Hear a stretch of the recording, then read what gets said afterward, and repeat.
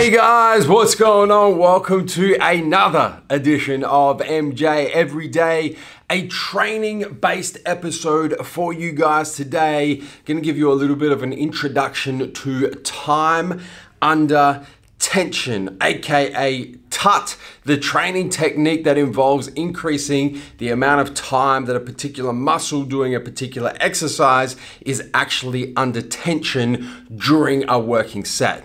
So to set the baseline, to set the kind of background to allow us to really drill down into this time under tension training technique, when we generally lift weights, our rep sequence or the amount of time that we spend in each part of a rep ideally looks like let's take a bench press for example, looks like a explosive movement upwards, usually within about a second, and then a nice controlled movement down, usually within about 2 seconds. You can apply that to most exercises. A squat, you're trying to explode up out of the hole as quickly as you can in about a second, and then nice and controlled eccentric or negative phase back down to the bottom in about 2 seconds. Bicep curl, another one, explode up, contract the bicep within about a second, and then let the bicep unravel on the eccentric phase, on the negative phase of the rep for about 2 seconds. Lateral raise, you can apply it to every single exercise. The concentric part, the positive part, the muscle contraction part is usually explosive, as fast as we can possibly get the muscle to contract, and usually within the time range of about a second. And then the eccentric or the negative phase, letting the muscle come from a contracted state to a relaxed state, is usually nice, controlled, and within about 2 seconds. That's where we start. The time under training technique, or time under tension training technique, takes that as the baseline and extends it. So we're extending the amount of time in each rep, and therefore each working set, that the muscle stays under tension. And usually, depending on what sort of time under tension training technique you're invoking, it's usually going to be on both parts of the rep. So the concentric is now going to purposely not be as explosive, but a little bit more slower and a controlled movement. So instead of exploding a bicep in a bicep curl and getting a contraction in about a second, you're actually going to focus on contracting the bicep over 2 seconds, 3 seconds, 4 seconds, and probably the most common is 5 seconds on the concentric phase, and then really emphasizing the eccentric phase, making it as slow as possible. And once again, instead of it being 2 seconds, it's 2, 3, 4, 5, 6, 7, how many seconds you want to keep that muscle under tension for.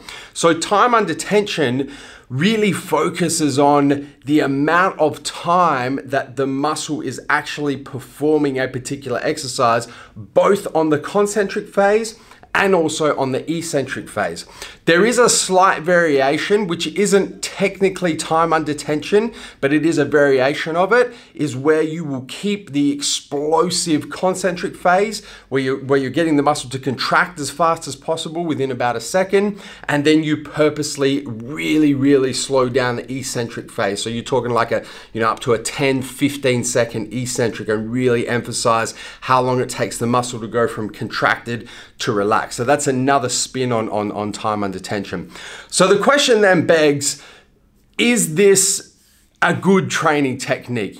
Subjectively, is this a good training technique? Is this something that you should be utilizing as a training technique that you use quite often? Is it something you should throw in every now and again to promote muscle stimulation that normal type training isn't going to promote? My personal opinion on it, guys, is firstly, objectively, you're not going to be able to move the same weight when you're increasing the muscle's time under tension. So there is a definite inverse and pretty much linear inverse relationship between the amount of weight that you can move in a particular exercise and the amount of time a muscle is under tension. If you increase the time under tension, you're going to have to decrease the amount of weight that you lift to achieve that time under tension. So there's a linearly inverse relationship between the two. Taking that information and then applying it to the subjective question, is time under tension a good training technique? I think it has its place to mix up training every now and again, because it is a different method of muscle stimulation that you can't achieve through your normal explosive concentric and controlled but still relatively quick eccentric on a particular exercise. So time under tension can be good to, you know, mix your training up, a little bit of muscle, a little bit of different type of muscle stimulation, and a little bit of different psychological stimulation. If you get kind of getting bored with, you know, the usual way of training, using time under tension can actually, you know, be a little bit challenging and can kind of flip a switch in your mind that kind of freshens your training up a little bit. The one problem I have with time under tension is we know that the force a muscle can generate is directly related to the amount of weight lifted over the distance that it lifts that weight. Force equals weight times distance. We understand that.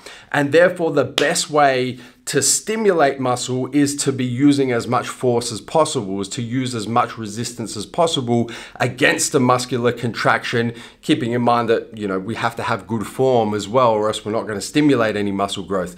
So force, in my personal opinion, the maximum resistance that you can use to achieve muscle stimulation within a given rep range, depending on your goals, is the ultimate determinant and really ties into progressive overload more than any other training technique will. So I'm not a big fan for using extended time under tension training techniques as the base for a training program. I think the base for a training program needs to be that fast, rapid 1 second concentric on any particular exercise, and then your controlled, slow, but still relatively fast eccentric a couple of seconds down, back up for an explosive concentric, back down for a slow controlled eccentric, using as much resistance, as much force as your muscles will allow you to use for a particular exercise to hit a particular rep range depending on your goals. And then you either increase the number of reps or you increase the weight as a way of achieving progressive overload. And then you can use time under tension every now and again to freshen up your training regime, to apply a little bit of a different method of muscle stimulation, or to apply a little bit of different psychological stimulation to keep you interested in your training. Guys, that's a wrap for today's episode of MJ Everyday. A little bit of an introduction to time under tension training. Do you guys use it? Have you used it? Are you thinking about using time under tension? Let me know in the comments. I'm interested to know what your personal experience with time under tension training is. And guys, don't forget to hit the subscribe button. Subscribe to our YouTube channel. Turn your post notifications on, both on your mobile, your cell phone, and your desktop PC, so you don't miss a beat when it comes to the Massive Joes YouTube channel. Until tomorrow, I'm coming to you from MassiveJoes.com. Stay massive. Thank you for tuning into this video. We hope you enjoyed watching. Don't forget to check out our latest upload and our recommended video, and be sure to subscribe to the Massive Joes YouTube channel to stay up to date with all of our latest uploads.